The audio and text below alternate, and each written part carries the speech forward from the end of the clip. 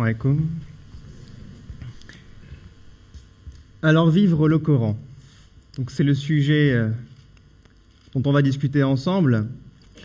Lorsqu'on pose la question aujourd'hui aux musulmans, qu'est-ce que pour vous le miracle du Coran? Eh bien, vous avez des personnes qui vont vous dire le miracle du Coran, c'est un miracle scientifique, parce qu'on trouve des versets qui parlent d'astrophysique, qui parlent d'embryologie, et on ne connaissait pas toutes ces sciences il y a 1400 ans. D'autres vous diront, moi je suis convaincu que le miracle du Coran, il est dans la rhétorique, dans la linguistique.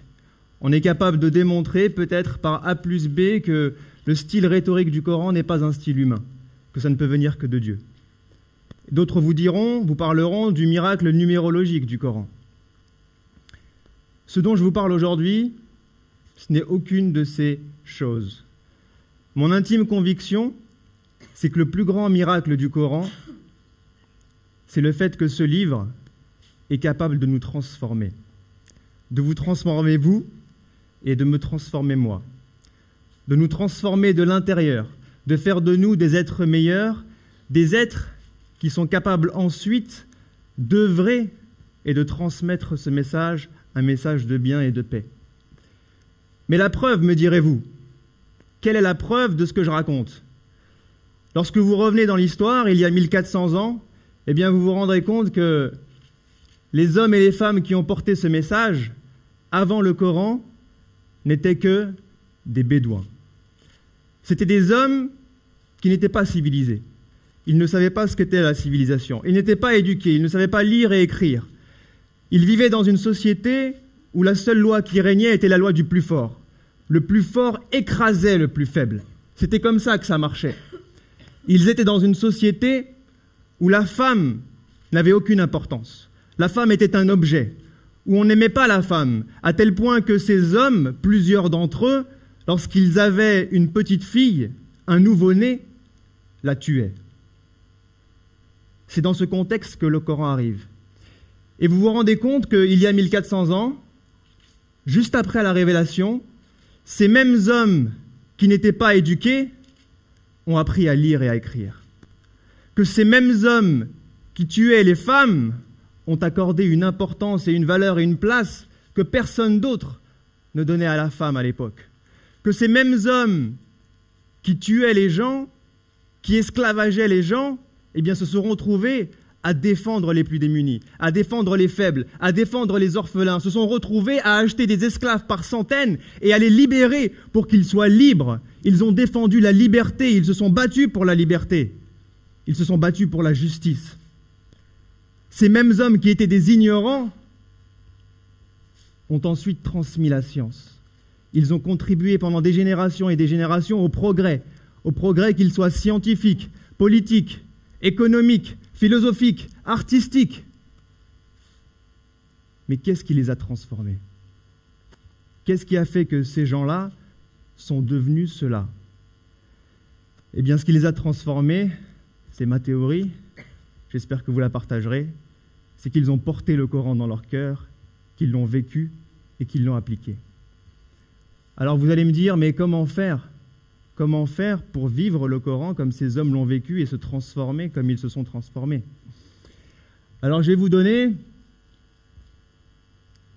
quelques pistes. La première des choses, si vous voulez vivre le Coran, c'est de comprendre que vivre le Coran, c'est se rappeler. Se rappeler de quoi? Se rappeler de qui? La première des choses, c'est se rappeler de notre Créateur. Se rappeler de Dieu. Lorsque vous ouvrez le Coran et que vous lisez, la première des choses que vous devez faire, c'est vous rappeler de Dieu. Vous rappeler du fait qu'il vous a créé, qu'il vous a donné la vie et que c'est vers lui que vous retournerez. À chaque fois que vous voyez un nom de Dieu, cheminez vers lui et faire connaissance avec lui à travers le Coran. Vous rapprochez du miséricordieux. Vous rapprochez de celui qui vous donne votre subsistance. Vous rapprochez de celui qui est votre compagnon et votre allié.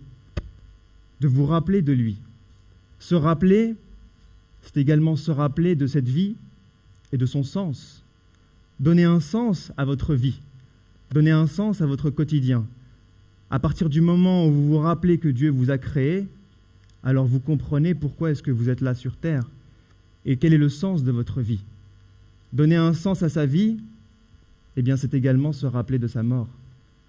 Se rappeler que, à un moment ou un autre, tout va s'arrêter, mais que ce n'est qu'un début, que la vie d'ici-bas est un voyage fait de réussite, fait d'épreuves et fait de défaites, mais que chaque jour de réussite vous rapproche de Dieu, et que chaque jour de difficulté et d'épreuve vous rapproche de Dieu, et que si vous ne savez pas à quel moment vous allez mourir, alors vous devez préparer dès aujourd'hui ce moment.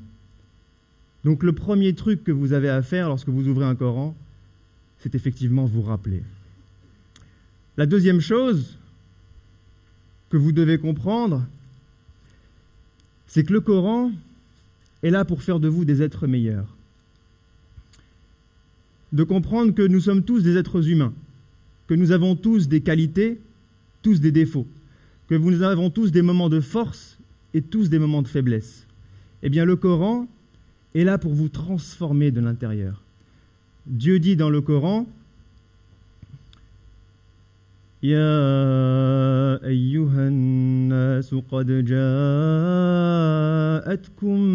maw'izatun min rabbikum » موعظة من ربكم وشفاء لما في الصدور وهدى ورحمة للمؤمنين. Dieu vous dit qu'il y a dans ce livre une guérison pour ce que nous avons dans les poitrines. Il dit dans d'autres passages qu'il y a dans ce livre un apaisement pour nos cœurs. Alors posez-vous la question, est-ce qu'il vous arrive d'être triste? Est-ce qu'il vous arrive de vous sentir faible? Est-ce qu'il vous arrive de vous sentir seul au monde? D'avoir le cafard? Je pense que tous dans cette salle, un jour ou un autre de notre vie, on s'est senti seul au monde. Eh bien sachez que vous n'êtes pas seul, que ce qui vous arrive est arrivé au prophète Mohammed sallallahu alayhi wa sallam. Qu'un jour, après avoir commencé à recevoir les révélations, après avoir commencé à goûter à cette proximité avec son Créateur, après avoir eu comme compagnon l'ange Gabriel, un jour la révélation s'arrête, subitement, pendant quelques semaines. Et le prophète sallallahu alayhi wa sallam, pendant ces semaines, n'a aucune nouvelle, ne sait pas pourquoi son Créateur ne lui envoie plus de messages. Et il commence à se sentir seul, il commence à se sentir triste, il commence à se sentir abandonné. Et bien quelques semaines plus tard, Dieu lui révèle une toute petite sourate qui fait une demi-page, qui lui dit « Wadduha, wallayli idha saja, ma wadda'aka rabbuka wa ma qala » La première des choses que Dieu lui dit dans cette sourate, c'est qu'il ne l'a pas abandonné.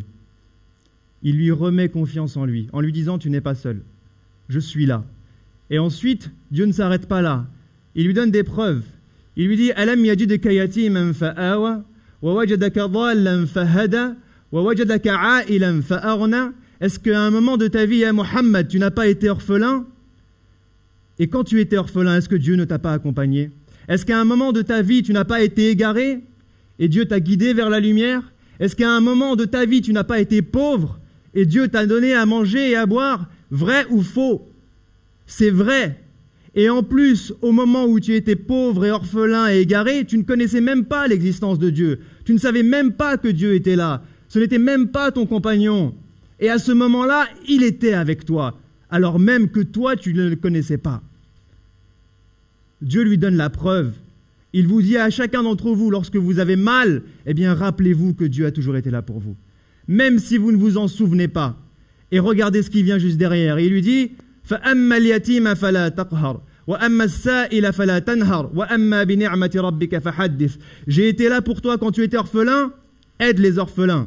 J'ai été là pour toi quand tu étais égaré, guide les gens. J'ai été là pour toi quand tu étais pauvre, sois avec les pauvres. Il lui fait dans cette sourate une remotivation. Il lui redonne confiance en lui. Il le relie à son Créateur et il le rend actif. Subhanallah. Une demi-page de Coran. Vous avez des problèmes d'orgueil, de vanité? C'est une de vos faiblesses? Eh bien, sachez que les versets du Coran vous guideront vers l'humilité et la modestie. Vous aimez trop l'argent de manière excessive? Vous êtes un peu avare? Il y a des gens qui sont avares. Vous avez fait un don en venant? Non? Vous êtes un peu avare, vous avez du mal à sortir l'argent, moi j'ai rien dans ma poche. Eh bien sachez que le Coran vous guidera vers le don de soi et vers la générosité. Il fera de vous des gens meilleurs. Donc la deuxième chose à retenir, c'est que vivre le Coran, c'est vaincre ses faiblesses, c'est travailler sur soi au quotidien pour devenir quelqu'un de meilleur de l'intérieur. Ensuite, vivre le Coran, eh bien, c'est comprendre que ce livre n'est pas un livre que je mets juste sur ma table de chevet, que je lis la nuit juste avant de m'endormir. Ce ne sont pas des histoires, ce ne sont pas des contes. Ce livre est un guide. Qu'est-ce que ça veut dire, un guide ? Ça veut dire que dans ma vie au quotidien, j'ai 3 milliards de trucs à faire. Je me retrouve toujours dans des situations farfelues, dans des décisions que je dois prendre. Eh bien, sachez qu'à chaque fois que vous aurez ce dilemme, vous trouverez des réponses dans le Coran. La preuve, vous êtes jeune, vous avez du mal à pratiquer votre foi, vous trouvez que le contexte environnant est un peu hostile, ne vous aidez pas à vous épanouir spirituellement, eh bien, lisez des histoires dans le Coran. Vous savez qu'un tiers du Coran est fait d'histoire ? Pourquoi un tiers du Coran est fait d'histoire ? Parce que nous pouvons nous identifier à ces histoires. Parce que ces histoires, elles ressemblent à votre vie et à la mienne. Donc lorsque vous êtes jeune, eh bien, regardez dans Surat Al-Kahf. C'est jeune de Surat Al-Kahf. Vous êtes jeune, lisez l'histoire de Sayyidina Youssouf. Vous êtes jeune et vous avez du mal, vous vous sentez mal, eh bien, lisez l'histoire de Maryam, Marie, la mère de Jésus, Sayyidina Isa. Vous trouverez dans ces histoires des choses qui vont ressembler de très près à ce que vous vivez. Vous êtes un parent, vous ne savez pas comment éduquer vos enfants, vous vous dites c'est difficile d'éduquer des enfants. Eh bien, lisez l'histoire de Sayyidina Luqman. Regardez quelle sagesse cet homme a transmis à son fils. Qu'est-ce que je dois transmettre à mes enfants ? Lisez cette histoire. Regardez comment Sayyidina Noé, regardez Sayyidina Ibrahim, Abraham, regardez comment ces hommes étaient proches de leurs fils. Regardez comment ils parlaient avec tendresse et amour à leurs enfants. Regardez comment ils étaient proches d'eux. Vous apprendrez d'eux. Vous voulez travailler ? Vous voulez innover ? Lisez les histoires de David, Sayyidina Daoud. Lisez l'histoire de Dhul Qarnayn. Ces hommes qui ont parcouru la terre d'est en ouest, qui ont innové, qui ont contribué au progrès. Vous êtes à un poste de responsabilité, vous êtes un chef, vous êtes un cadre. Lisez les histoires de Sayyidina Sulaiman.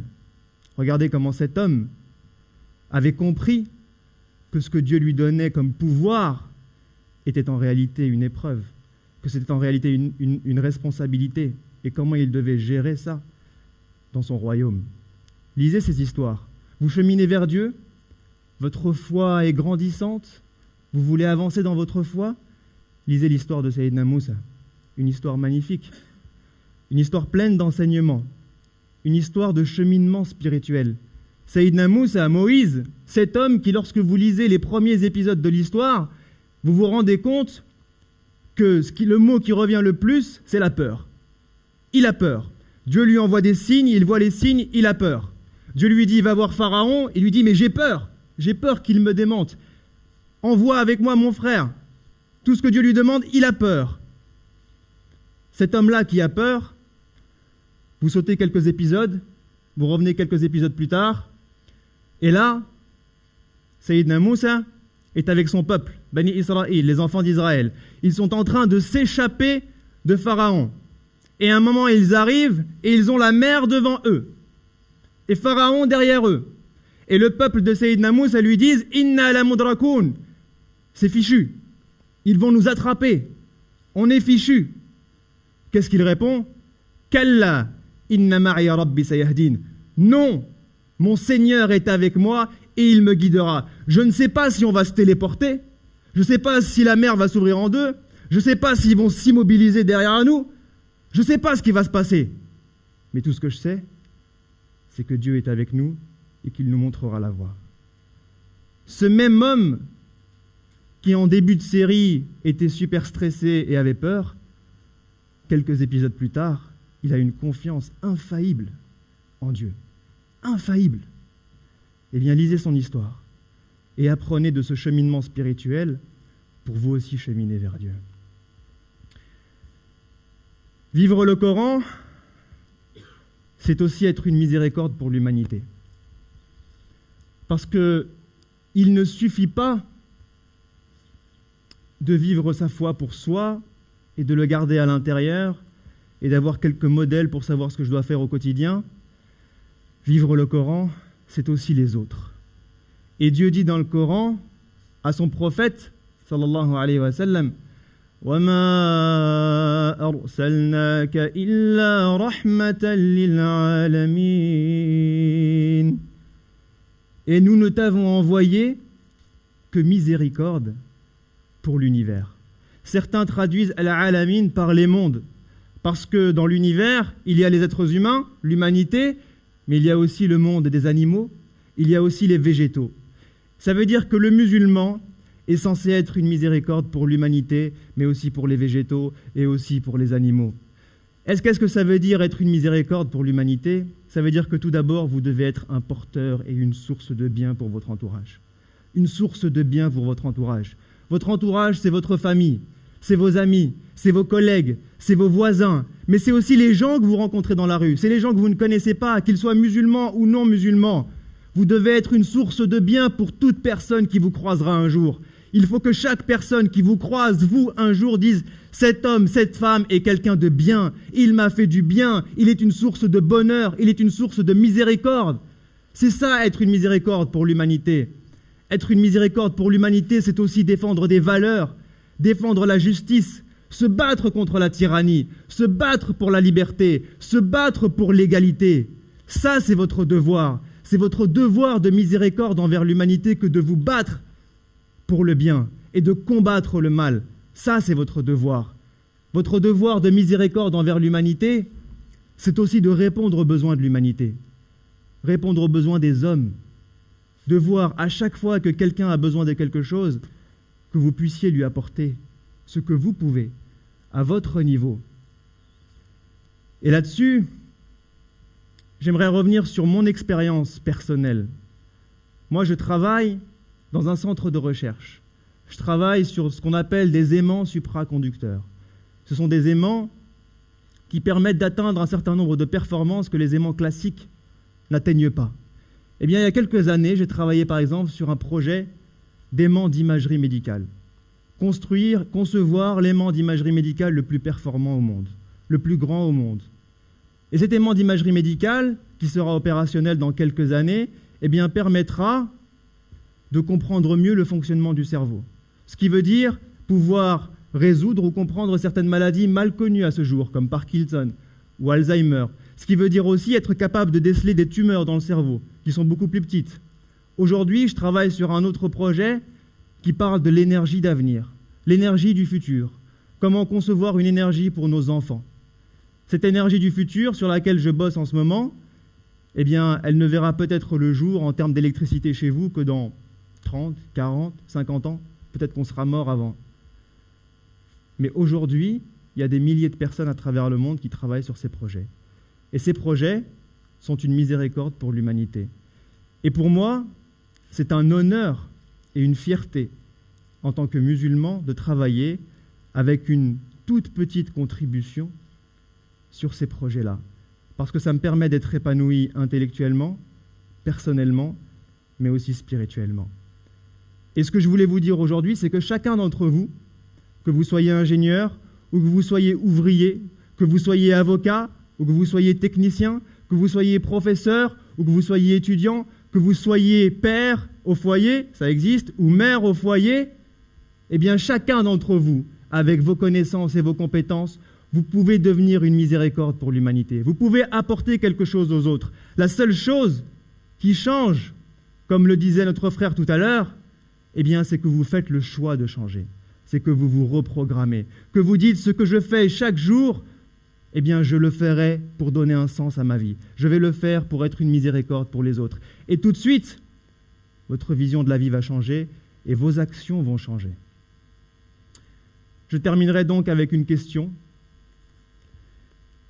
Qui est partant aujourd'hui pour faire un pas vers le Coran et essayer de le vivre à partir de demain? Levez la main, s'il vous plaît. Eh bien maintenant, sachez que la balle est dans votre camp et que c'est à vous d'agir. Merci.